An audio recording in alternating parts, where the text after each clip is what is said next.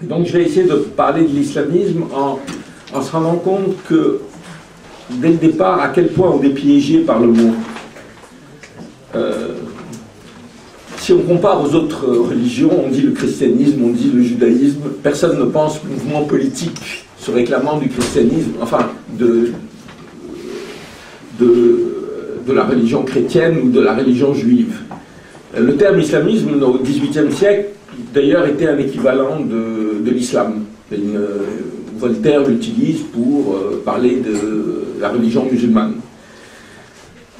C'est un terme, je ne sais pas exactement il faudrait faire sa chronologie, mais je pense que c'est un terme qui a été largement inventé en Europe à la fin des années 60, dans les années 70, notamment par Gilles Kepel, et qui a maintenant fait autorité dans la mesure où il est utilisé et évidemment quand vous êtes à la radio, vous écoutez les mouvements islamistes, ça dit quelque chose à tout le monde, alors que, encore une fois, le terme est extrêmement, non seulement flou, mais il est dangereux parce que c'est un terme qui, effectivement, laisse entendre que l'islamisme est le dérivé direct de l'islam et que donc, d'une certaine manière, il y a une espèce d'islam comme ça, éternel, dont on peut tirer une doctrine politique.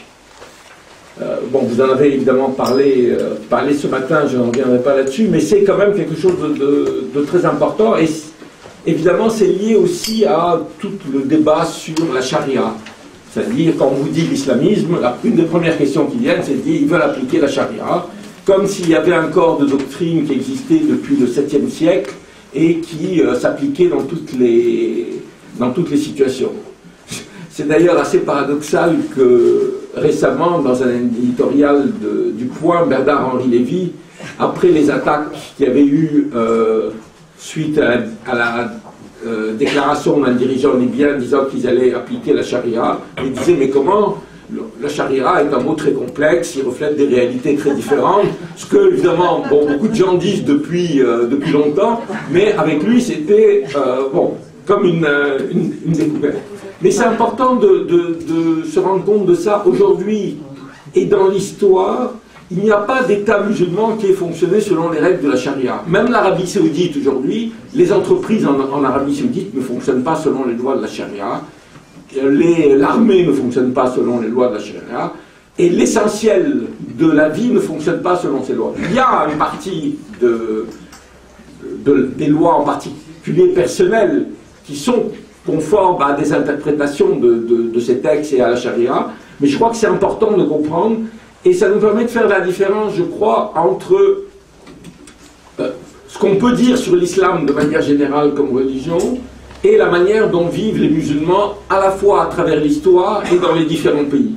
Il suffit d'ailleurs de s'être baladé dans les différents pays musulmans pour voir à quel point les traditions sont différentes, les manières de se comporter sont différentes et ne sont pas du tout fixées par une espèce de chose éternelle qui s'appellerait l'islam. Ceci étant, on est aujourd'hui face à ce terme, c'est difficile de le déconstruire parce que il s'impose dans les médias, et quand vous êtes interrogé dans les médias, vous avez 2 minutes pour répondre sur le mouvement islamiste. Si vous avez besoin déjà de 10 minutes pour expliquer que le terme n'est pas valable, ça crée une complication. D'une certaine manière, moi je préfère l'utiliser simplement au pluriel. Je trouve pas d'autres termes, je vais revenir après sur qu'est-ce que ça recouvre, mais de dire, sous le terme, il y a des différents islamismes, il y a différents mouvements politiques qui utilisent l'islam comme drapeau et comme programme politique, ça couvre des choses très différentes, ça va des différentes tendances des frères musulmans, à Al-Qaïda, au Hezbollah, etc. Et que, il faut prendre en compte cette diversité. Mais il y a un autre élément dans le débat, notamment en Europe et en Occident, sur cette terminologie, qui fait que l'islamisme a petit à petit remplacé dans l'imaginaire le communisme comme une espèce de menace mondiale. Alors là, il y a plusieurs explications à la manière dont on est arrivé à remplacer le communisme par l'islamisme, d'abord parce que le communisme a disparu, que donc il n'était plus un ennemi. Je pense en partie parce que ça a correspondu, cette période des années 90, au développement de mouvements qui se réclamaient de l'islam politique. Ça a aussi correspondu à l'installation, la prise de conscience de l'installation en Europe de communautés musulmanes qui étaient là pour rester, avec tous les problèmes que ça pouvait poser. Mais je crois aussi qu'il y a eu une vraie manipulation de cette idée de menace par ce que j'appellerais les institutions sécuritaires, que ce soit l'armée ou les services de renseignement, parce que, si on peut le dire de manière assez cynique et sans penser du tout à un complot quelconque, après la guerre froide, qui avait absorbé des sommes énormes de crédits pour lutter contre les soviétiques, le danger communiste, etc., la disparition de ces menaces créait pour les institutions elles-mêmes qui s'étaient engagées là-dedans un vrai problème, et qu'inventer une nouvelle menace, ce qui ne veut pas dire, je ne veux pas le dire au terme, c'est-à-dire, je ne pense pas qu'il y ait des gens qui disent non, ça n'existe pas du tout et nous allons l'inventer, mais je pense qu'il y a eu cette tendance à dire on ne peut pas vivre sans ennemis, et c'est vrai que les organisations, que ce soit l'armée ou les services de renseignement, ont besoin d'un ennemi, et donc on va gonfler cette menace, et il y avait des éléments qui permettaient de la gonfler dans la mesure où, même s'il n'y avait pas, contrairement à la menace entre guillemets soviétique, un État important qui représentait un ennemi crédible, il y avait dans l'islamisme cette double face, je dirais, à la fois internationale et nationale, comme le communisme, c'est-à-dire il y avait un ennemi international qui était Al-Qaïda ou les mouvements islamistes, terroristes, etc. Et à l'intérieur, il y avait les immigrés qui étaient une cinquième colonne. On retrouvait un peu ce type de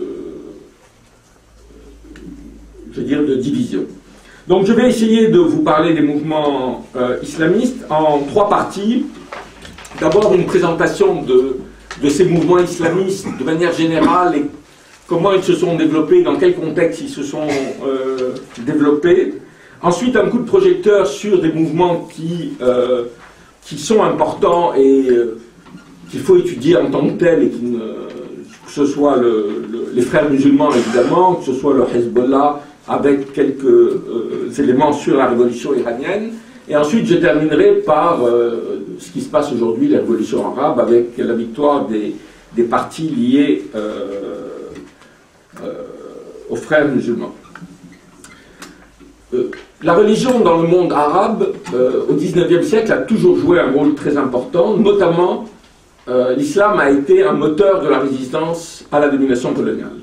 Ça a été vrai dès les mouvements, dès la fin du XIXe siècle, début du XXe siècle. C'est quelque chose qui a joué un rôle qui est parfois sous-estimé quand on parle de ces mouvements de libération nationaux, parce que souvent ils ont été dirigés, en tous les cas à partir des années 20 et 30, par des gens qui se réclamaient plutôt du modernisme occidental, mais en même temps qui était l'islam était l'élément moteur de la résistance. Cet islam, d'une certaine manière, a disparu de la scène politique, de la visibilité politique à partir des années 50, au moment où prennent le pouvoir des mouvements,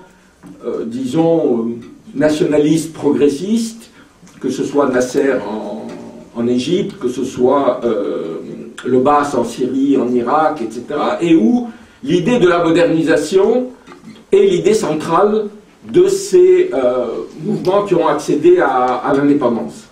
Ça ne veut pas dire... Et l'islam disparaît de la vue politique, c'est-à-dire l'exemple le plus frappant, c'est dans les rues, il n'y a pas de il n'y a pas de femmes qui portent le foulard, on a l'impression d'un processus de, entre guillemets, modernisation, et on va être d'autant plus surpris que à un moment ça va basculer. Et ça va basculer à peu près dans les années 60. La défaite arabe de 67 est un élément important parce qu'elle est la défaite des pays, essentiellement l'Égypte et la Syrie, qui représentent le nationalisme arabe. mais elle est déjà en germe avant. Elle est déjà en germe parce que les tentatives de modernisation, de construire un État moderne, de construire un État développementaliste, etc., petit à petit échouent.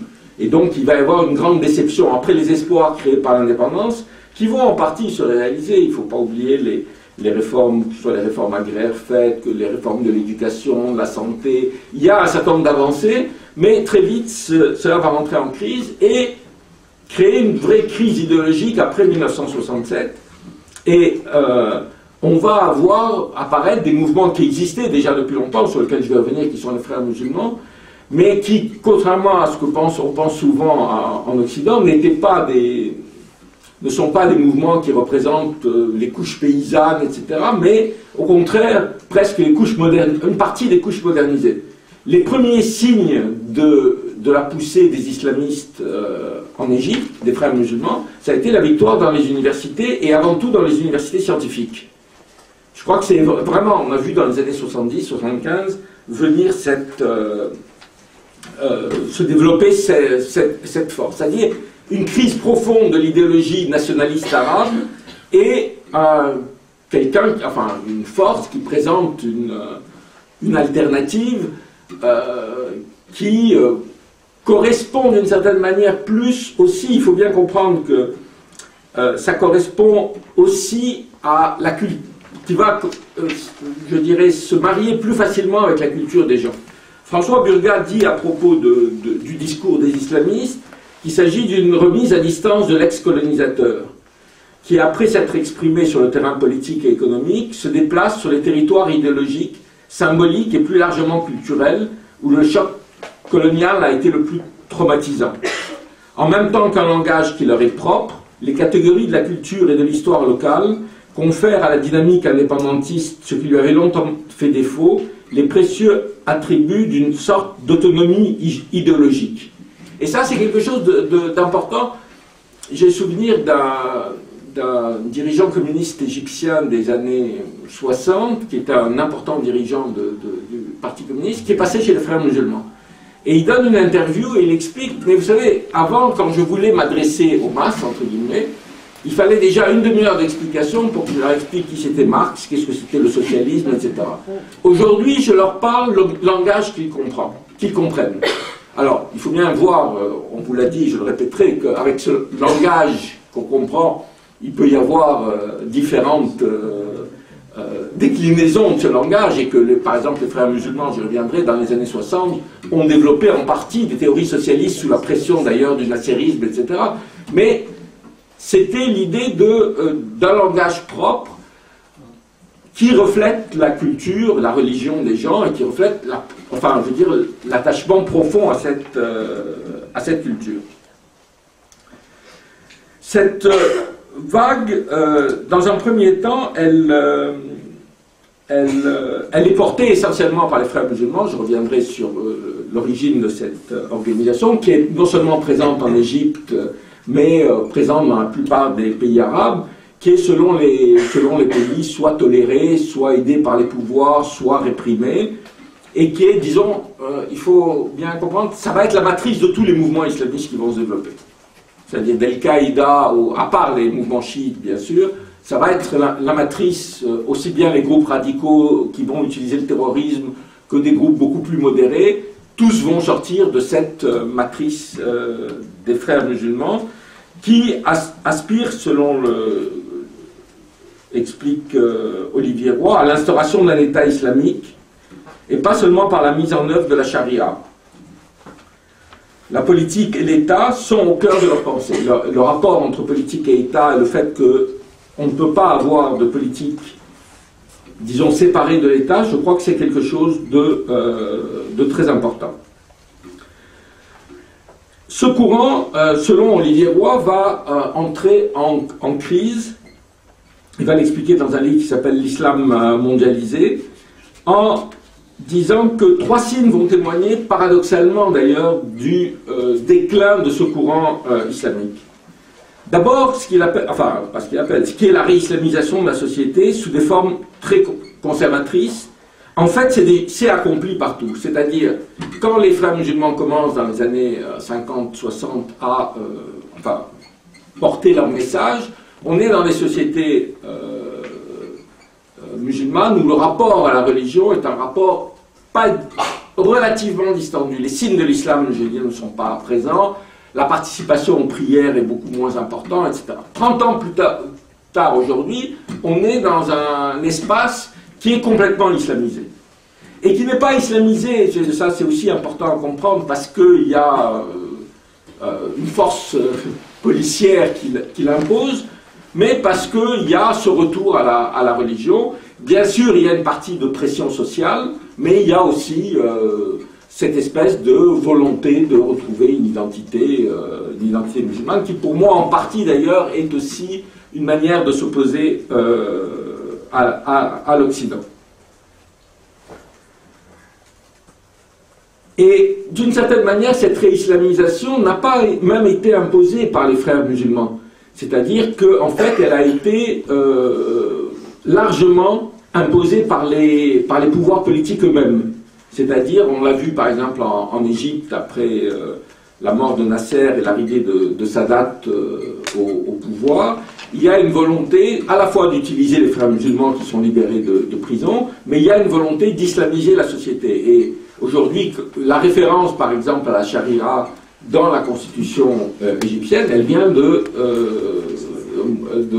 Sadat. Les difficultés pour les chrétiens à construire des églises, elles se sont accentuées à l'époque de Sadat. Le deuxième élément de cette crise de l'islam politique, c'est le fait que de plus en plus ces mouvements, les frères musulmans, s'inscrivent dans une perspective nationale. C'est-à-dire au départ, l'islam, les frères musulmans s'inscrivent et se veulent être un élément d'affrontement avec le nationalisme arabe. Ils qualifient même les nationalistes arabes de racistes. Mais en fait, dans le développement de ces organisations, on va voir chaque organisation de frères musulmans, malgré le fait qu'il existe une espèce d'international des frères musulmans,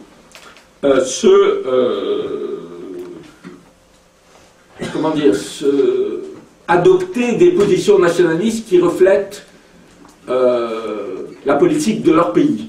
J'ai là aussi un exemple, je crois, qui date des années 90, bien plus tard, un moment d'un affrontement entre l'Algérie et le Maroc qui se passe à propos de la maltraitance par, je ne sais plus si c'est les Algériens qui avaient maltraité quelques Marocains ou l'inverse. Il y a deux communiqués qui sont sortis, à l'époque le fils est encore légal et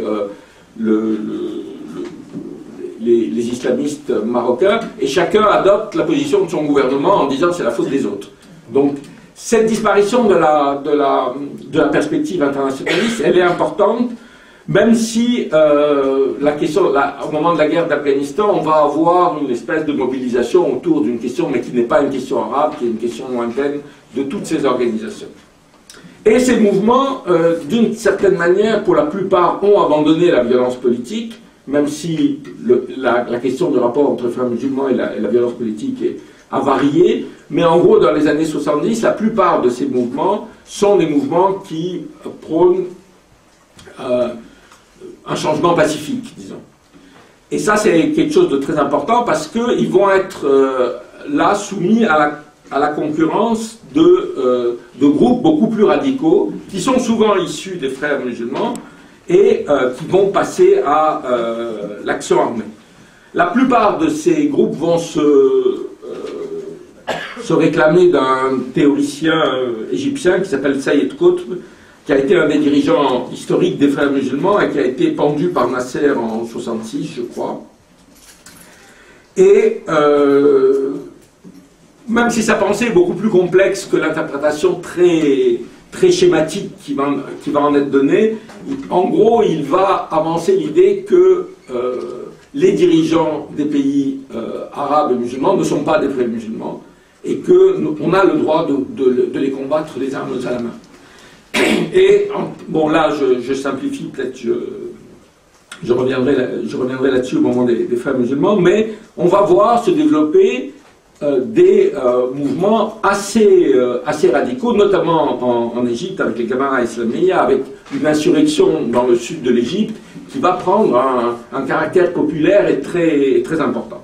Et qui va évidemment ébranle un peu les frères musulmans qui prennent leur distance à l'égard de ces mouvements.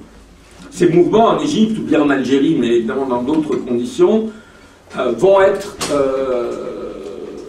écrasés, et on ne peut pas comprendre la situation actuelle du monde arabe si on ne comprend pas que cette tentative d'islam révolutionnaire a quand même été écrasée dans le sang et que ça a laissé des traces sur à la fois les protagonistes et sur toute la société. Il faut dire aussi, j'ai dit un mot sur l'Afghanistan, que l'Afghanistan va jouer un rôle très important évidemment dans la mesure où ça va former des milliers, mais vraiment des milliers de combattants qui, de l'Algérie à l'Égypte, vont transposer leurs compétences militaires vers des théâtres d'action nationaux. Enfin, il va surgir une troisième type d'organisation, je dirais, islamiste, alors qui est tout à fait particulière, qui est Al-Qaïda, qui va naître durant la guerre d'Afghanistan, et qui va être tout à fait particulière dans le sens où elle n'a pas d'objectif. L'ennemi principal, ce sont les États-Unis. Les pays arabes sont des pays qui collaborent, mais il n'y a pas de stratégie nationale faite par Al-Qaïda, ce qui est la limite essentielle de son action. C'est à la fois l'organisation va être importante sur le plan arabe et va constituer un ennemi, alors là, facilement identifiable, etc. Mais c'est une organisation dont les relais internes dans chaque pays sont relativement faibles. En tous les cas, dans les années 90 et 2000. Après, on va avoir, je reviendrai sur la création des relais régionaux comme l'ACMI au Maghreb, etc. Mais ce qui lui donne cette force, c'est-à-dire cette capacité d'action terroriste au niveau international, en même temps est sa limite principale, dans la mesure où elle n'est pas capable, même si elle recueille la sympathie, une sympathie assez large, en tous les cas, dans les années 90, jusqu'à 2001, en tous les cas, dans les opinions, notamment dans le Golfe, ils ne vont pas réussir à transformer cette opinion en quelque chose qui menace réellement les régimes à l'intérieur. Et quand ils vont s'attaquer, par exemple, au régime saoudien à partir de entre 2003 et 2005, ils vont être assez facilement écrasés. Aujourd'hui, surtout après le 11 septembre et le lancement par l'administration Bush de la guerre contre le terrorisme, on aurait pu penser dans un premier temps que ça allait favoriser Al-Qaïda dans la mesure où c'était quand même un titre de gloire de devenir l'ennemi principal numéro 1 des États-Unis, que dans un premier temps aussi ça a permis à Al-Qaïda de s'implanter en Irak, ce qui n'était pas le cas avant, mais en fait, pour des raisons sur lesquelles on pourra revenir, ce mouvement va être écrasé un peu partout, ses principaux dirigeants vont être tués dans des assassinats ciblés par des guerres de drones, et l'assassinat de Ben Laden marque non pas un tournant historique, parce que je crois qu'il était déjà pris, mais quand même la relative marginalisation de cette organisation, dont on a vu qu'elle n'avait pas de discours sur les révoltes arabes, par exemple, mais qui a maintenant essaimé dans des organisations, que ce soit l'ACMI ou Al-Qaïda au Yémen et dans la péninsule arabique, qui jouent un rôle relativement important, mais quand même limité, qui n'a plus du tout l'appel que pouvait avoir Al-Qaïda dans les années 90. Donc, on est dans une situation à la veille des révolutions arabes où le discours islamiste radical est en recul, les organisations qui le reflètent sont soumises soit à la répression, soit maintenues dans une marginalité importante, mais où en même temps on assiste, comme je l'ai dit tout à l'heure, à une prégnance et une visibilité de la religion telle que la région ne l'a pas connue depuis très longtemps.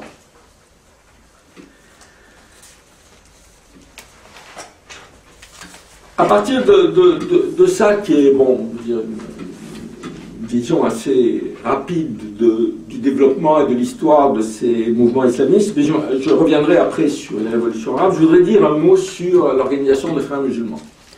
Elle est effectivement très importante parce qu'elle est, je l'ai dit, la matrice dont sont sorties toutes les organisations islamiques sunnites en tous les cas, et elle a été une matrice à la fois organisationnelle mais aussi idéologique. Elle a été créée en mars 1928, donc c'est une organisation qui maintenant a plus de 80 ans, par un instituteur qui s'appelle Hassan el-Banna, qui sort de l'école normale. Il s'agit d'une institution, et de Dar el-Ouloum en Égypte, une institution fondée dans le but de former des professeurs modernes, entre guillemets.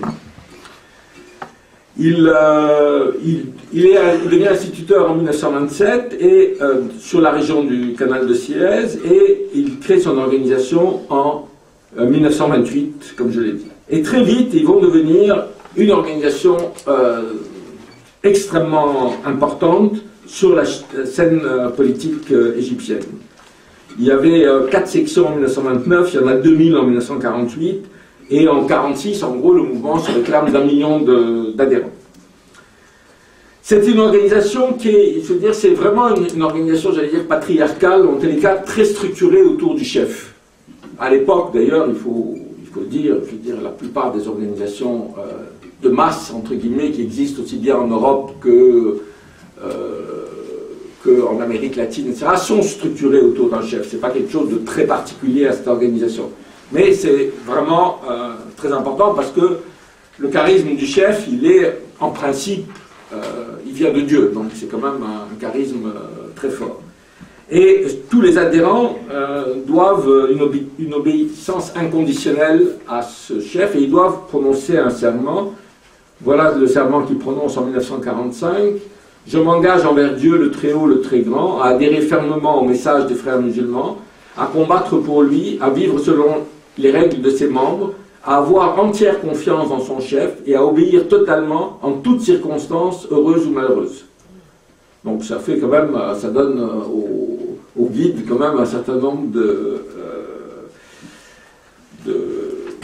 prérogatives, même s'il y a une assemblée générale, un majlis shura de 100 à 150 personnes, il y a une espèce de bureau politique, et il va y avoir aussi, dans ces années qui sont en Égypte, les années 30 et 40, des années de grande incertitude, une organisation clandestine qui va toujours poser à la fois pour les observateurs et de manière interne la question de la violence. Est-ce que les frères musulmans sont pour la violence ou non? Eux-mêmes ont un discours qui a changé selon les époques, mais ils ont toujours été accusés, les frères musulmans égyptiens, d'avoir maintenu cette option de la violence. En même temps, la politique des frères musulmans, je ne peux pas rentrer dans les détails, mais c'est la politique d'une organisation politique. C'est-à-dire, à l'époque, l'Égypte est dominée par les Britanniques, même si formellement elle est indépendante. Donc il y a une force, c'est les Britanniques, l'autre force, c'est le palais, et troisièmement, le mouvement national de contestation, avec une aile gauche relativement importante. Voilà. Et les frères musulmans s'inscrivent dans ce jeu politique avec les compromissions et les tactiques de toutes les organisations politiques. Et là aussi, c'est intéressant à voir. C'est-à-dire que c'est pas à partir du moment où ils sont dans le jeu politique, ils y participent. C'est-à-dire, ils font de la politique comme font de la politique toutes les organisations. Et le fait qu'ils se réclament de l'islam, je dirais, ça leur donne presque un avantage parce que la religion permet de justifier n'importe quelle stratégie politique. Et ça, je veux dire, j'ai un souvenir, pour passer à autre chose, qui est le Hamas et la création du Hamas. Avant la création du Hamas en 1987, sur laquelle je dirais un mot tout à l'heure, les frères musulmans n'avaient pas d'organisation. Et j'ai rencontré en Cisjordanie, quelques années avant l'intifada, un cadre des frères musulmans. Je discute avec lui, et notamment du fait qu'il ne menait aucune action contre l'occupation. Et il m'explique que ce n'est pas le problème. Bien sûr, il faut se débarrasser d'Israël, mais notre problème aujourd'hui, c'est de devenir de bons musulmans. Si nous sommes occupés, c'est parce que nous sommes de mauvais musulmans. Et donc notre stratégie, c'est d'islamiser la société. Et paradoxalement, d'ailleurs, à l'époque, les autorités israéliennes sont beaucoup plus souples à l'égard des frères musulmans qu'elles ne le sont à l'égard de l'OLP. Parce que les frères musulmans, non pas collaborent avec Israël, parce que ça c'est une interprétation un peu, je dirais, qui me semble très schématique, mais ils ont l'histoire pour eux, ils ont Dieu pour eux, donc ils peuvent dire qu'à un moment donné, telle tâche est la tâche prioritaire, que ce n'est pas la tâche de libération nationale. Donc ça leur donne une grande souplesse sur qu'est-ce qu'ils veulent exactement. Bon, je reprends ce que disait Olivier Carré, qui a écrit un des premiers livres en français sur les frères musulmans. Il dit: les frères musulmans se sont voulus novateurs, non pas en inventant un nouvel islam, mais en faisant un islam vivant, actuel, dans la suite de cette vague de réformisme musulman née au XIXe siècle. C'est vraiment important à comprendre, c'est-à-dire que la vision que les frères musulmans ont de l'islam, c'est qu'on a affaire dans le monde musulman à un islam sclérosé, à un islam qui ne permet pas de répondre aux défis de la société moderne, et ils veulent répondre à ces défis avec leur propre lecture de l'islam. Donc c'est un mouvement qu'on peut qualifier de réformiste.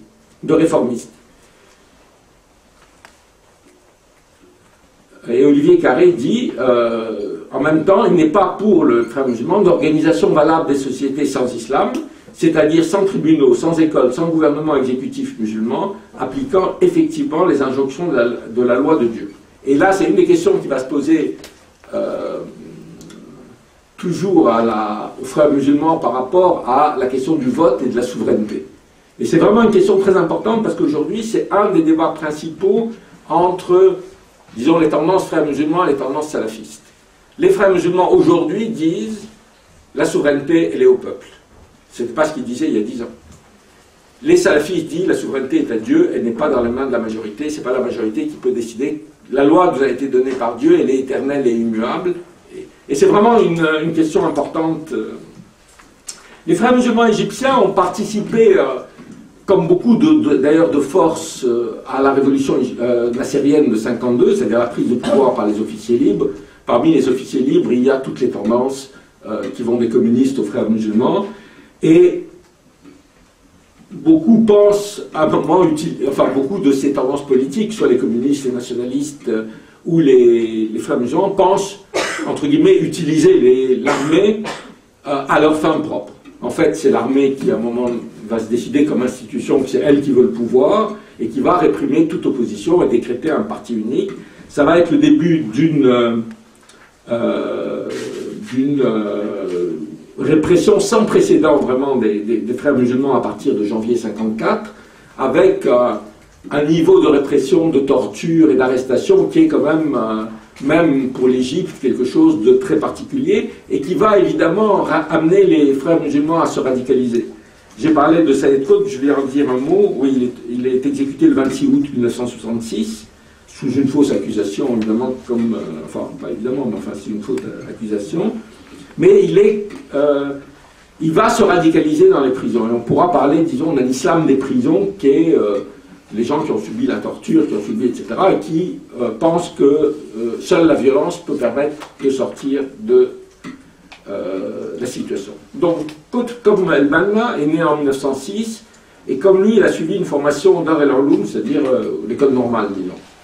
Enseignant et homme des lettres, il va rejoindre les frères musulmans relativement tard, en 51.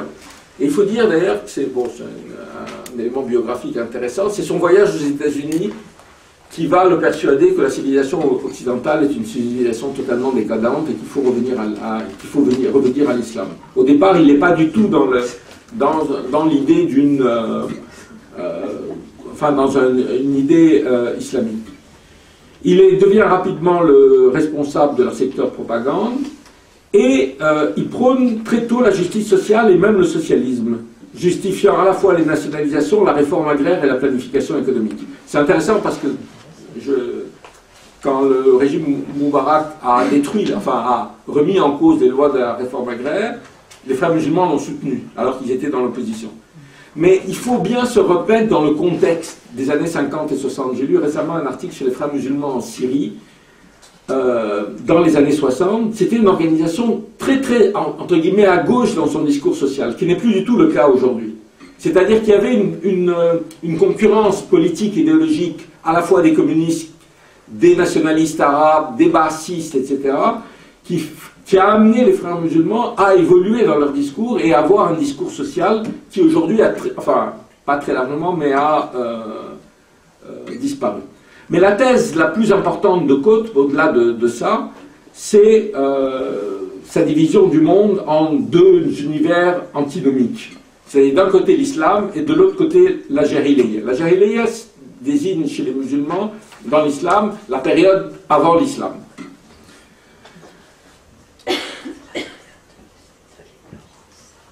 Et surtout, bon, ça c'est pas ça qui est le plus important, c'est surtout pour Qutb, il n'existe pas, je cite, je ne sais plus qui je cite, là c'est une citation, mais j'essaie de voir qui c'est. Bon, écoutez, je vais retrouver.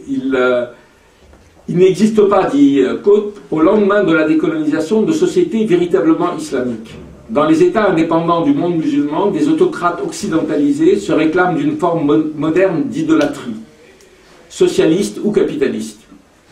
Pour instaurer l'État islamique, dit-il, il faut rompre avec les logiques et les mœurs de la société ambiante, construire un prototype de la société islamique future avec de vrais croyants, puis au moment opportun, oui c'est Gilles Kepel qui cite, que je cite, puis au moment opportun, engager le combat avec la jahiliya.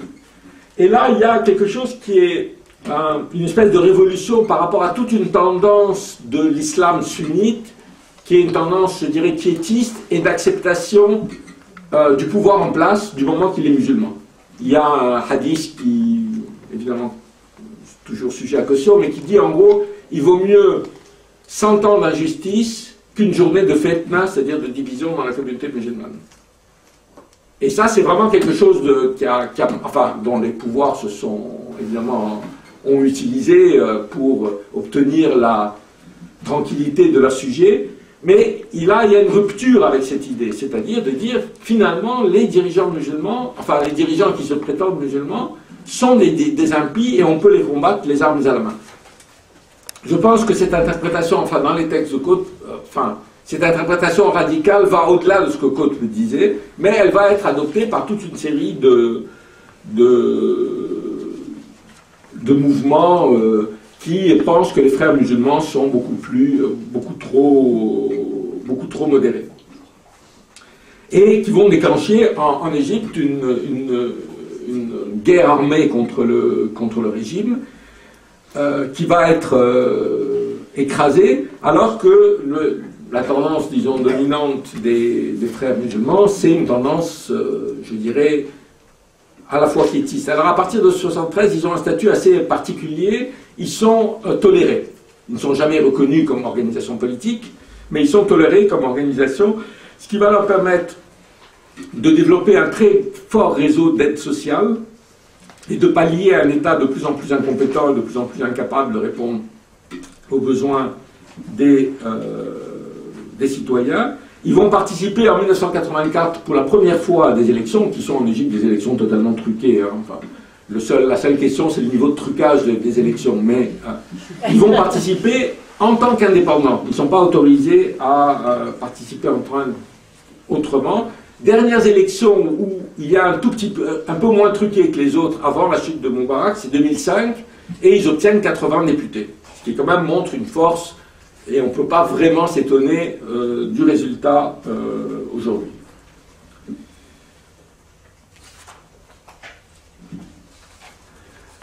Ceci étant, dans cette longue période qui va être des 10-15 dernières années, à la fois avec l'échec des mouvements les plus radicaux, l'échec de la tentative de FIS, enfin de ce qui s'est passé en Algérie, disons l'échec du FIS, le développement des tendances terroristes internationales, le mouvement va être soumis à des tensions internes relativement importantes, avec des scissions et avec des débats intéressants. Scission, il y a un parti qui s'appelle le Wassat, qui est un parti du Sud. Le Wassat, c'est-à-dire le centre, qui va être créé, et qui est créé par des jeunes cadres quadragénaires qui souhaitent fonder un parti beaucoup plus ouvert que les frères musulmans, dans lequel il y a d'ailleurs des coptes, c'est intéressant parce que le régime Moubarak ne leur donnera jamais l'autorisation. Parce qu'ils ne veulent pas, je dirais, ils préfèrent avoir face à eux les frères musulmans, organisation relativement fermée, que avoir face à eux ce parti Wasat. C'est une période quand même où les frères musulmans, comme les autres organisations égyptiennes ou comme les autres organisations dans le monde arabe, j'ai parlé tout à l'heure d'organisations patriarcales, c'est des organisations dont les dirigeants restent en général au pouvoir jusqu'à leur mort. C'est comme Moubarak souhaitait, c'est-à-dire on est vraiment dans des structures pyramidales, et c'est intéressant parce que ces structures pyramidales mises en cause par la révolution arabe, elles sont aussi mises en cause à l'intérieur de ce parti, mais j'y reviendrai. C'est une période où, je dirais, à la fois les frères musulmans, qui sont de plus en plus attaqués par Moubarak, font un profil bas, et en même temps adoptent sur le plan social une vision très conservatrice. Je l'ai dit sur les lois sur la réforme agraire, ils appuient le gouvernement dans la liquidation de la réforme agraire, et au moment des grandes grèves ouvrières en Égypte entre 2004 et 2008, ils sont dans une position plutôt d'hostilité à ces grèves. Mais il y a en même temps un débat interne important entre les nouvelles générations qui aspirent à ce que les frères musulmans deviennent un parti politique et créent un parti politique, et aussi s'ouvrent, je dirais, à la politique, et une partie des gens qui le refusent.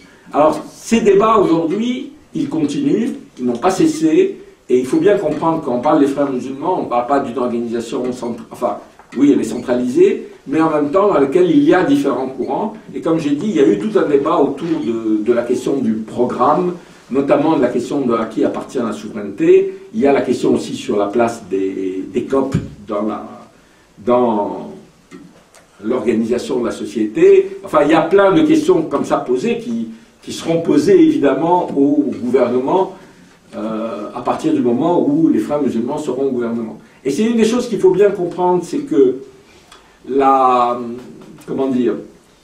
mise à l'écart des frères musulmans de tous les structures de décision leur permet d'avoir un triple langage, enfin, c'est-à-dire de faire toutes les promesses qu'ils veulent à tous les gens. C'est de rassurer les Coptes d'un côté, de rassurer les salafistes de l'autre, de faire parce que, bon, d'une certaine manière, il n'y a pas de décision à prendre. Là, on rentre dans une période beaucoup plus difficile, où s'ils sont au gouvernement, ce qui est probable compte tenu de leurs résultats, ils vont avoir à prendre des décisions et à expliquer et à subir la surenchère des salafistes qui les considèrent comme trop souples, etc. Donc là, on rentre dans une période qui est très importante pour leur avenir et sur leur capacité, mais je reviendrai là-dessus. Dans ces frères musulmans, ces différentes organisations de frères musulmans, il y en a dans les différents pays arabes. Là aussi, c'est important de comprendre qu'elles ont, selon les moments, adopté toutes les tactiques politiques. Par exemple, en Jordanie, ils ont été très longtemps alliés du roi dans la lutte contre les nationalistes arabes et les communistes. Aujourd'hui, ils sont dans une opposition importante au roi. En Syrie, ils ont été, comme vous savez, dans les années 80, début des années 80, le fer de lance de l'opposition au régime bassiste avant d'être écrasé dans le sang, notamment lors des massacres de la ville de Hama. Mais ils vivent en exil depuis très longtemps. Il est très difficile d'ailleurs de savoir dans le mouvement actuel quel est leur poids réel en tant qu'organisation. Il y a aussi un autre élément important à comprendre quand on parle des frères musulmans et des salafistes, c'est que quand les frères musulmans ont été écrasés par Nasser, non, pas seulement Nasser, mais par les nationalistes arabes, beaucoup se sont réfugiés en Arabie Saoudite. Ils sont réfugiés en Arabie Saoudite, d'abord parce qu'il fallait avoir un pays qui les accueille, mais aussi parce que les Saoudiens cherchaient des gens qui soient capables de mener une lutte idéologique contre le nasserisme, ce qu'eux n'étaient pas capables du tout de faire. Et donc il y a eu une espèce d'alliance tactique comme ça qui s'est nouée et qui a été relativement forte dans les années 70-80, mais qui petit à petit s'est dénouée. Et aujourd'hui, l'Arabie saoudite est extrêmement critique des frères musulmans et appuie plutôt les groupes salafistes. Là aussi, je dis ça parce que, bon, ça montre à quel point les tactiques politiques de ces organisations qui se réclament des frères musulmans peuvent varier. Dernier mot sur les frères musulmans, c'est le Hamas. Comme je l'ai dit tout à l'heure, le Hamas, c'est... les frères musulmans en Cisjordanie, à Gaza c'était un peu différent, mais les frères musulmans en Cisjordanie n'étaient pas partie de la résistance anti-israélienne jusque dans les années 80. Ils étaient sur une position qui est de dire, comme j'ai dit, il faut islamiser la société. À partir des années 80, avec la radicalisation à l'intérieur des territoires occupés, avec le développement d'un fort sentiment national, ils ont commencé à subir une pression très forte, et c'est dans ces conditions que s'est créé le djihad islamique, qui était une scission des frères musulmans qui voulait créer qui a créé une organisation militaire contre Israël. Et puis il y a le déclenchement de la première intifada, et à ce moment les frères musulmans prennent la décision de créer une organisation qui s'appelle le Hamas, qui sera je dirais, l'expression politique et armée des frères musulmans. À l'époque, il y a un vrai débat à l'intérieur de l'organisation avec des gens qui disent qu'il faut préserver la structure des frères musulmans. En fait, elle ne va pas être préservée. Et là, on rentre dans quelque chose qui va revenir aujourd'hui dans les différents pays où les frères musulmans créent une structure politique. C'est les rapports entre l'organisation des frères musulmans, qui n'est pas une organisation politique, mais c'est aussi une organisation, je l'ai dit, de bienfaisance sociale, de da'wah, c'est-à-dire d'appel à l'islam, etc., et le jeu politique. Donc, en fait, le Hamas va devenir une organisation importante, mais ce qui est important à dire, c'est que son influence et sa capacité de développement, elle est à la fois, évidemment, son discours islamique, mais c'est surtout le fait que, en fait, le Hamas renoue avec le discours de l'OLP des années 60, c'est-à-dire le discours de la libération de toute la Palestine, de détruire l'État d'Israël, etc., et qui reflète une partie des opinions des masses palestiniennes. Et vont être capables je dirais, d'encadrer relativement bien la société palestinienne, non seulement à Gaza, mais aussi en Cisjordanie, avec, en 2006, l'apogée, avec leur victoire aux élections, même si cette victoire aux élections, elle est beaucoup plus due à l'échec du Fatah qu'à la propre victoire. C'est-à-dire, d'abord, tactiquement, parce que dans les élections par circonscription, le Fatah a été incapable de présenter des candidats uniques dans les circonscriptions, donc les voix du Fatah se sont divisées. Mais au-delà de ça, de manière, à mon avis, beaucoup plus importante, le Fatah a représenté l'option d'Oslo qui avait échoué, et le Fatah a représenté la corruption, et le Hamas apparaissait comme une organisation non corrompue. Cet aspect de non-corruption est vraiment quelque chose de très important dans des pays où, on l'a vu avec ce qui s'est passé en Égypte, etc., le niveau de corruption de la société et des élites politiques est tel que le discours de lutte contre la corruption est un discours qui récolte un écho important. Le problème, c'est qu'une fois qu'on exerce le pouvoir comme à Gaza, et qu'il n'y a pas de contre-pouvoir, je dirais, la corruption, elle touche les gens qui prétendaient lutter contre la corruption.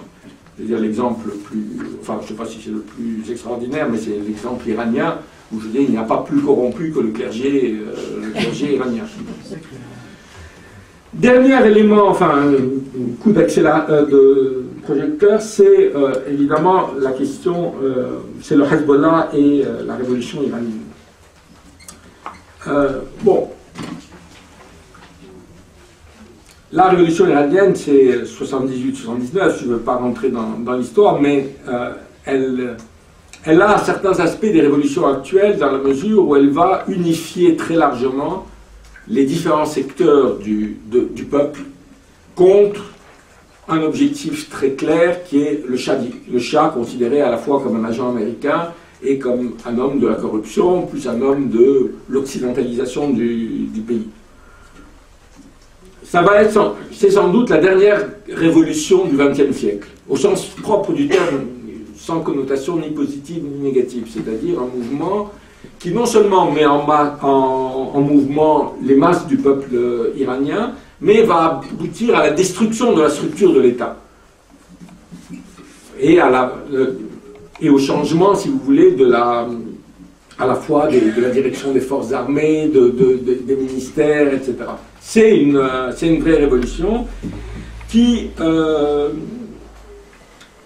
dans un premier temps, va évidemment vouloir essaimer à travers le monde musulman évidemment, et il va y avoir très longtemps, enfin pendant des années, une crainte de cette expansion révolutionnaire de l'Iran. C'est dans d'ailleurs ce cadre qu'est créée une organisation comme le Hezbollah. C'est aussi dans ce cadre que se radicalisent les minorités chiites en Irak, à Bahreïn, au Liban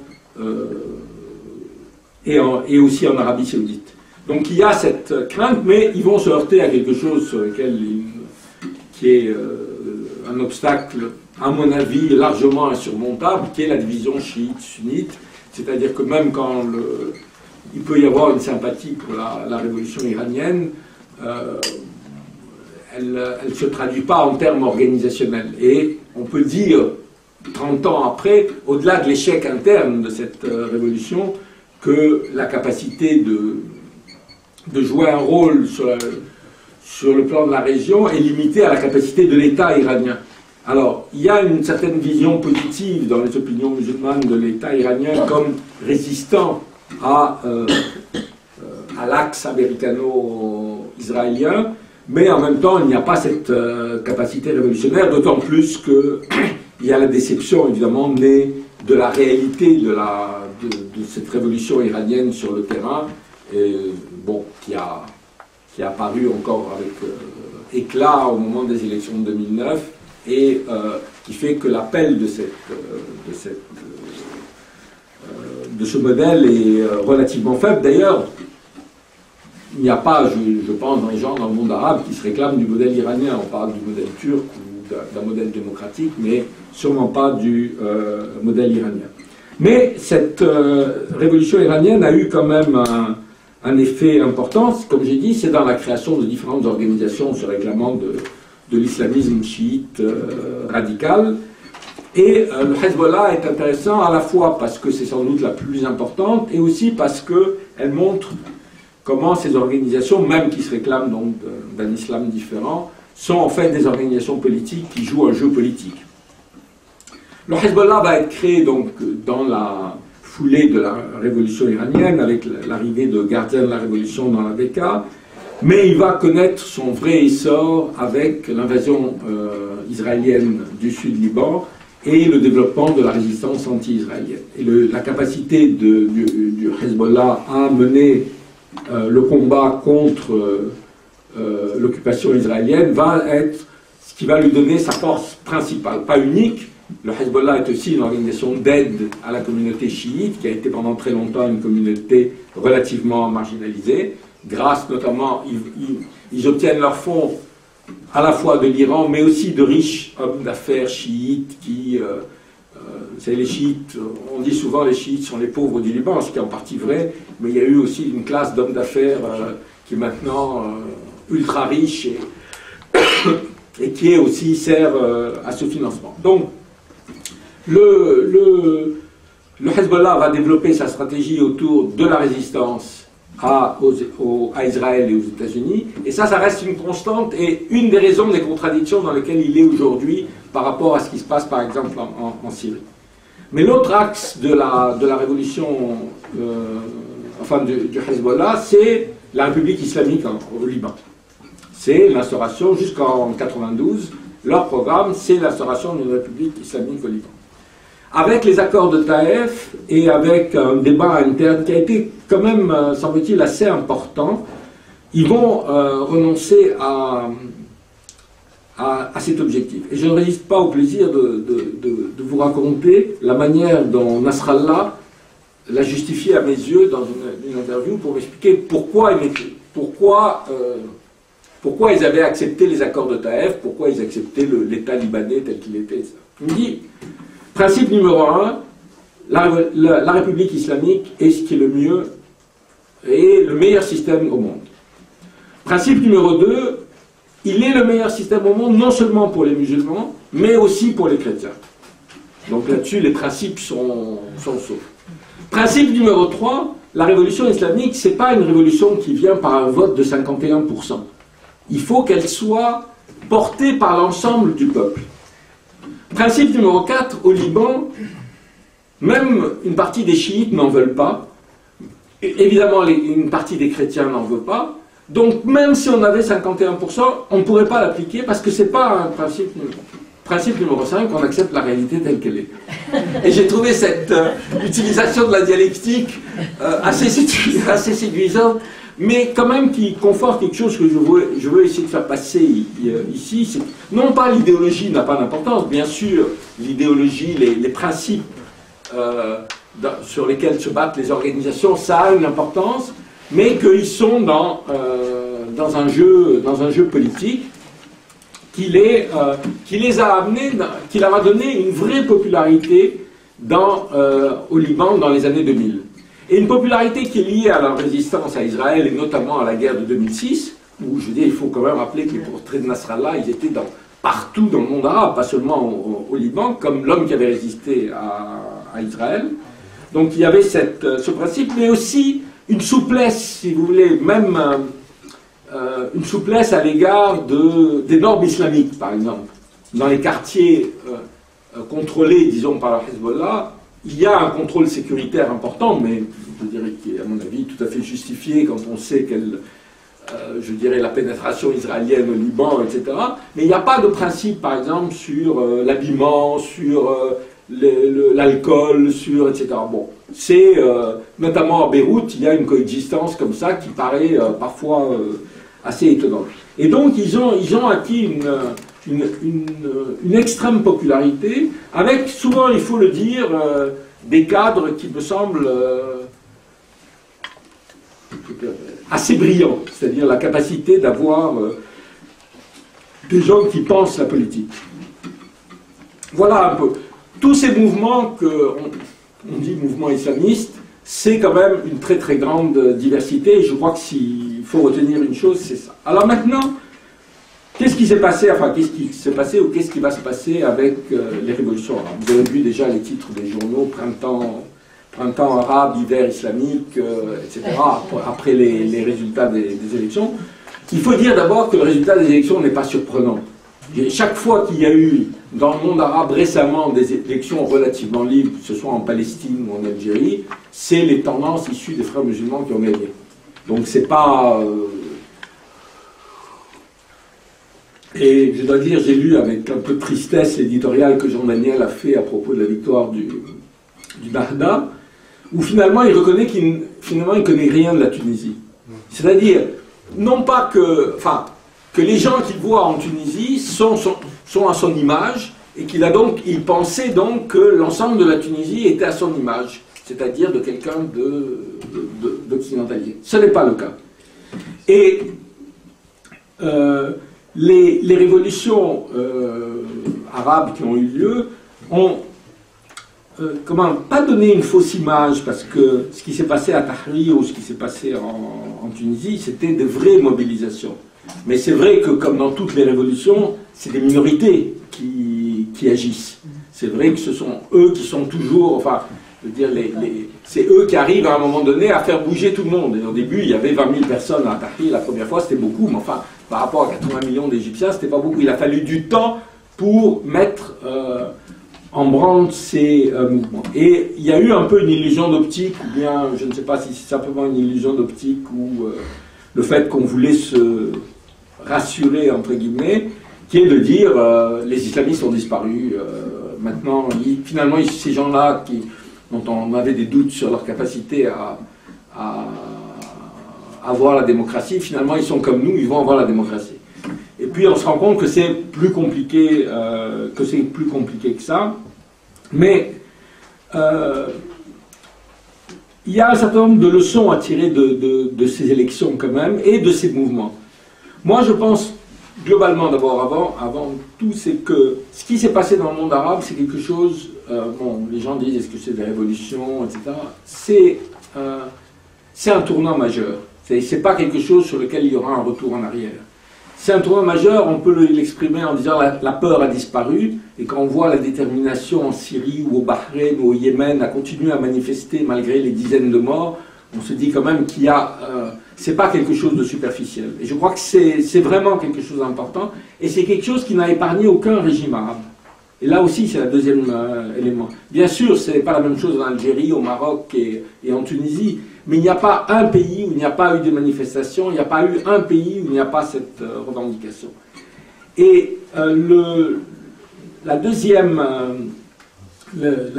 leçon qu'on peut tirer des élections, c'est quand même l'extraordinaire, en tous les cas pour ce qui est de la Tunisie et de l'Égypte. Au Maroc, c'est moins clair parce que le contexte électoral était moins clair, c'est l'extraordinaire participation des gens. En Égypte, j'ai parlé tout à l'heure des élections de 2005 qui avaient été un peu moins truquées que d'habitude, donc il y a eu 4 millions d'électeurs qui ont voté. Là, aux dernières élections, on a eu 30 millions d'électeurs qui ont voté. Il y avait une volonté, c'est-à-dire une volonté des gens de faire entendre leur voix, une volonté des gens de dire c'est quelque chose d'important. Et je crois que c'est important de dire la démocratie, c'est pas seulement pour les riches, c'est pas seulement les couches moyennes qui ont envie de la démocratie. Les 30 millions de gens qui ont été votés en Égypte, c'était pas que des couches moyennes. Il y avait on sentait, si vous voulez, quand on voyait les queues, les gens qui ont attendu des heures, etc., une espèce de détermination comme ça qui est importante. Alors pourquoi globalement les islamistes ont gagné? Alors on peut dire qu'ils gagnaient déjà avant, mais effectivement il y a leur hégémonie n'est pas étonnante, ça peut être parfois l'ampleur de cette hégémonie, notamment en Égypte, et une division sans pareil des différents courants. C'est-à-dire quand vous voyez, il y a eu en Tunisie 120 partis, et 25% des gens qui ont voté pour des partis qui n'ont eu aucun député. Alors, ce n'est pas tout à fait étonnant. Vous avez eu la même chose en Pologne aux premières élections qui ont suivi la chute du communisme. C'est-à-dire, il y a eu énormément de... Mais c'est vrai que c'est-à-dire la réorganisation de la politique après 50 ans d'absence de politique est quelque chose de difficile, d'autant que il y a un problème qui se pose à ces révolutions que personne ne pose, pas les frères musulmans ou autres, c'est la question du développement économique et social et du modèle de développement. Quand dans les années 50, 60, 70, vous aviez des militaires qui prenaient le pouvoir, ils avaient un vrai programme. On peut penser que c'était mauvais, mais il y avait l'idée de l'État développementaliste, de la réforme agraire, de la nationalisation des industries. Aujourd'hui, vous n'avez pas ça. Et quand vous voyez, moi, ce qui me frappe dans les programmes des partis, c'est à quel point ils disent tous la même chose sur l'économie et le social, c'est-à-dire quelques phrases vagues, mais qui ne répondent absolument pas aux questions des sociétés. Et donc, cette absence, si vous voulez, d'idéologie ou de programme politique est quand même quelque chose qui va peser sur la réorganisation des forces politiques. Mais elles vont se réorganiser, il va y avoir, d'autant plus que ça ne se limite pas, si vous voulez, les transformations à ce qui se passe sur le terrain des partis politiques. Il y a aussi ce qui se passe sur le terrain syndical avec la réorganisation des syndicats. Il y a aujourd'hui des élections dans les universités, il y a des élections sur les directions des hôpitaux. Il y a tout un mouvement, c'est-à-dire, moi je suis assez optimiste sur ce qui va se passer avec l'idée que ça va prendre du temps. Et on ne démantèle pas un tel système comme en Égypte ou même en Tunisie, comme ça en un tour de main. Alors, donc, on a des situations qui sont différentes selon les pays, sur les Nahda en Tunisie qui a une majorité relative et qui gouverne avec deux partis laïques. J'aime pas le terme parce que c'est pas... Enfin, dans le contexte tunisien, je ne suis pas sûr que ce soit vraiment le terme adéquat. En Égypte, on a une situation un peu différente où, semble-t-il, les frères musulmans tout seuls risquent d'avoir à peu près une majorité. Mais je pense qu'ils n'iront pas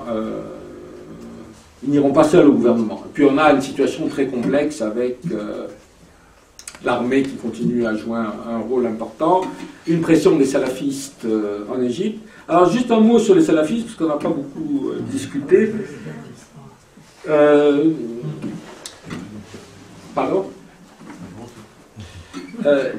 vous savez, les mouvements salafistes, bon, d'abord, c'est pas comme les frères musulmans un mouvement structuré, c'est qu'il y a une espèce d'origine, etc. C'est des cheikhs qui ont souvent été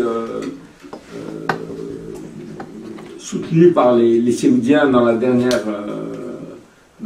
période, et qui appellent à un islam extrêmement rigoriste, à la mise en œuvre d'un islam très rigoriste. Mais ce qui caractérisait les salafistes, et ce qui faisait, et qui était la raison pour laquelle les Saoudiens les soutenaient, c'était leur apolitisme. C'était eux, ils étaient pour dire, le dirigeant, à partir du moment où le dirigeant est musulman, il faut le soutenir.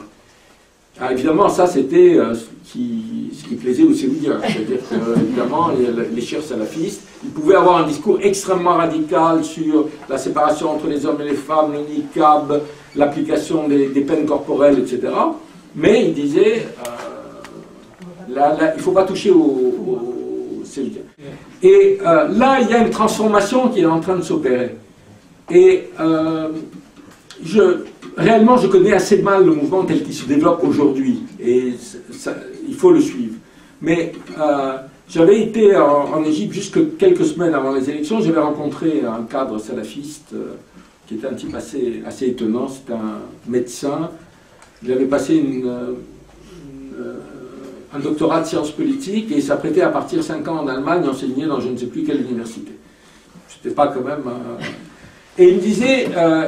je lui disais, mais c'est étonnant, il n'y a pas eu d'accord entre vous et les frères musulmans, pourquoi? Et il me disait, vous savez, les frères musulmans, ils nous considèrent comme un petit frère qu'on peut marginaliser. Nous savons que nous sommes une vraie force. Et ils sont une vraie force, pourquoi? Et ça, c'est vraiment important à saisir. Ils contrôlent les mosquées. Ils sont très influents dans les mosquées, alors que les frères musulmans ont été expulsés des mosquées par le régime Moubarak. Et ils sont réellement ceux qui s'adressent aux plus pauvres. C'est-à-dire beaucoup plus que les frères musulmans, c'est, bon, c'est pas, enfin, mais disons les couches moyennes, les petites couches moyennes, mais c'est aussi, vous savez, une influence importante chez les ingénieurs, les techniciens, les médecins, etc. Les salafistes ne sont pas dans ce cadre, mais ils se sont organisés en partis politiques. Alors c'est difficile de savoir encore, et c'est un peu tôt de savoir qu'est-ce que... je pense qu'il n'y aura pas d'alliance entre les frères musulmans, parce que ça créerait une espèce de répulsion à l'égard du gouvernement égyptien, qui est problématique à la fois pour les raisons de rapport avec les États-Unis, avec l'Europe, avec l'armée, etc. Mais ils sont une force, je dirais, de contestation à droite des frères musulmans. Alors d'une certaine manière, ça peut aussi arranger les frères musulmans, en les faisant apparaître comme plus modérés que les salafistes. Mais dans quelle mesure l'entrée en politique va changer le salafisme, c'est aussi une question qui est ouverte. Je ne sais pas si c'est une conférence ici où je disais que pendant la campagne électorale, j'ai vu des clips des salafistes avec chansons et musique. Alors quand vous savez que le salafisme, normalement, condamne et la chanson et la musique, vous avez quand même un peu... et je me disais, d'une certaine manière, c'est intéressant parce que c'est l'illustration des contradictions à partir du moment où on entre en politique. Quand on est en dehors de la politique, on peut avoir un discours extrêmement rigoriste sur appliquer, mais à partir du moment où on est un parti politique, il y a à répondre à des questions. Et je terminerai sur la question de est-ce qu'on peut faire confiance aux frères musulmans? Et est-ce qu'on peut faire confiance que ce qui se passe en Égypte et en Tunisie ne va pas déboucher sur des révolutions islamiques, sur le départ des chrétiens? Il faut dire que, par exemple, en Égypte, il y a vraiment chez les chrétiens une très très grande crainte de ce qui est en train de se passer. Et je veux dire, c'est quelque chose d'important. Je dirais d'abord, il n'y a rien d'inscrit nulle part. Il n'y a pas de... Si je vous dis quelque chose aujourd'hui, je ne veux pas dire... Personne ne peut dire qu'est-ce qui va se passer parce que ce qui se passe dépend des gens. Il y a un an, personne n'aurait prévu ce qui se passait dans le monde arabe. Mais ce qu'on peut dire, c'est quels sont les éléments qui militent pour une ouverture et un changement. Le premier, et à mon avis le plus important, c'est que cette aspiration à la liberté, à la dignité, la fin de la peur, etc., elle est aujourd'hui partagée très largement par les Égyptiens, y compris ceux qui votent Frères musulmans. Il ne faut pas croire que ceux qui votent Frères musulmans votent pour une dictature islamiste et que les autres votent, ceux qui votent laïcs votent pour la démocratie. C'est pas vrai. C'est pas, cette aspiration à la liberté, elle est aussi le résultat des transformations qui ont permis le printemps arabe. C'est-à-dire la place que les jeunes ont, l'ouverture sur le monde à travers les télévisions satellitaires, la plus grande éducation. Il y a plein d'éléments qui ont joué et qui pèsent sur, pas seulement sur les Frères musulmans, sur tous les partis, sur toutes les forces politiques, que toutes les forces politiques sont obligées de prendre en compte. Deuxièmement, j'ai dit que les Frères musulmans, comme les autres organisations, étaient des organisations pyramidales. Et quand je dis les autres, c'est aussi vrai enfin, quand vous allez au Maroc ou en Tunisie, c'est-à-dire vous aviez les mêmes personnes dans l'opposition qui étaient au pouvoir, enfin, au pouvoir des partis d'opposition depuis 30 ou 40 ans. Ce qui s'est passé, d'une certaine manière, dans les mouvements, c'est de mettre en cause ces hiérarchies. Pas seulement, disons, par Internet, par Facebook, etc. En gros, pour résumer, un militant de Suez ou un militant d'Alexandrie ou un militant du Caire des Frères musulmans peuvent entrer directement en contact les uns avec les autres. Alors qu'avant, tout venait du sommet. Et il y a une aspiration, on l'a vu d'ailleurs avec tous les problèmes que les Frères musulmans ont avec les jeunes. Il y a eu plusieurs scissions déjà qui ont opéré, il y a des contestations internes, etc. Je pense ils sont obligés d'en tenir compte. Le troisième élément, c'est aussi d'un élément externe. Et, si vous voulez, on n'est pas... Les gens disent, est-ce que ça va se passer comme en Iran? Comme j'ai dit, en Iran, c'était une vraie révolution, dans le sens où il y a eu un changement total de l'appareil d'État. On n'a pas les mêmes choses ici. Et puis, on n'a pas quelque chose aussi qui est important. Il n'y a pas la possibilité de l'Égypte ou de la Tunisie de vivre en autarcie, comme fait l'Iran, elle est inexistante. L'Iran peut utiliser le pétrole pour vivre en partie en autarcie. On voit bien aujourd'hui avec les pressions comment c'est difficile. Mais elle est inexistante. C'est-à-dire, on le voit bien dans les déclarations de Ranouchi sur le tourisme, ou même des Frères musulmans sur le tourisme en Égypte. Il faut se souvenir que j'ai parlé dans les années 90 d'une insurrection armée dans le sud, qui était extrêmement populaire, hein, vraiment, qui s'appuyait d'ailleurs sur des réalités locales. Le basculement de l'opinion contre eux, ça a été quand ils sont attaqués à des touristes et que ça a tué le tourisme pendant il y a eu 35 morts, ça a tué le tourisme pendant un an. Je peux vous dire que même les gens qui étaient sympathisants des islamistes, ils voulaient vivre. Donc il y a des contraintes économiques, il y a des contraintes politiques, extérieures, je dis, qui pèsent. Et il y a évidemment pour l'Égypte la contrainte de l'armée, mais là, moi, mon point de vue n'est pas celui de beaucoup de laïcs, entre guillemets, égyptiens, qui pensent que l'armée est une bonne préservation contre l'islamisme. Je veux dire, c'est comme ça qu'on a justifié les 30 ans de dictature en Égypte et ailleurs. Je ne pense pas que ce soit vrai. Je pense que l'armée joue un rôle très très négatif. D'ailleurs, largement dû à son incompétence, plus qu'à cette armée égyptienne, elle n'a pas un programme comme avaient les officiers libres. Mais c'est vrai que cette armée, elle est présente sur la scène politique, elle va avoir un rôle. Personne ne pense qu'on peut simplement la mettre à l'écart sans lui donner une place. La question, c'est qu'il ne faut pas que... il y a en Égypte un débat sur le modèle turc. Je veux dire, le problème, c'est que le modèle turc a évolué. Ce que l'armée veut, c'est le modèle turc il y a 30 ans. C'est-à-dire où le gouvernement où l'armée décidait qui était au gouvernement. Ce que les gens veulent aujourd'hui, c'est le modèle turc aujourd'hui, même si sans doute l'armée aura un rôle plus important en Égypte, pour des raisons à la fois stratégiques et aussi économiques, que l'armée turque. Voilà un peu ce que je voulais dire. Je m'aperçois que j'ai été très long, je m'en excuse. Simplement, encore une fois, je terminerai en disant simplement, essayons d'étudier ces organisations, ces partis qui se réclament de l'islamisme, non, ni avec sympathie, ni avec antipathie, mais avec exactement les mêmes règles qu'on applique pour étudier les mouvements politiques et sociaux qu'on applique ailleurs. Et c'est d'une certaine manière rendre hommage au monde arabe, de dire qu'il n'est pas exceptionnel, il est une partie de l'humanité et nous devons essayer de le comprendre avec, disons, les règles de la raison. Merci.